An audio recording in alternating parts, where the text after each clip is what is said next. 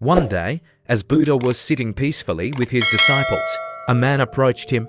His face was red with anger and his eyes burned with frustration. Without any greeting or hesitation, he started shouting at Buddha, "You are nothing but a fraud. Your teachings are nonsense. You are misleading people with false wisdom."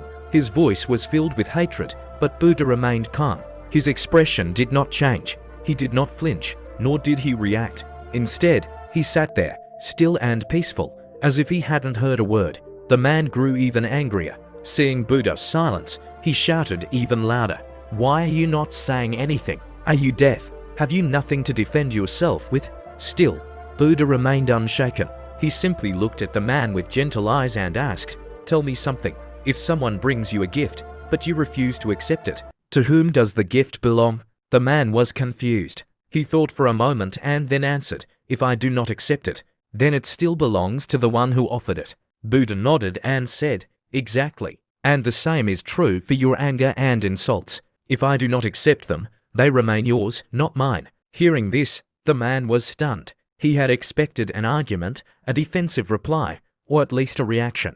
But instead, he had been met with wisdom and grace. His anger started to fade, and for the first time, he felt ashamed of his behavior. Lowering his head, he walked away in silence. After the man left, Buddha turned to his disciples, who had been watching in amazement. They, too, were surprised by how Buddha had handled the situation. One of them asked, "Master, how could you remain so calm? Most people would have been offended by such insults." Buddha smiled and replied, "When someone offers you a gift of anger, hatred, or negativity, you always have a choice. If you refuse to accept it, it remains with them. You do not have to carry the weight of someone else's anger. Remember, your peace is in your own hands." The moral of the story: in life, we will always encounter people who try to bring us down with negativity, criticism, and insults. But we must understand that reacting with anger only gives others control over our emotions. True strength lies in self-control.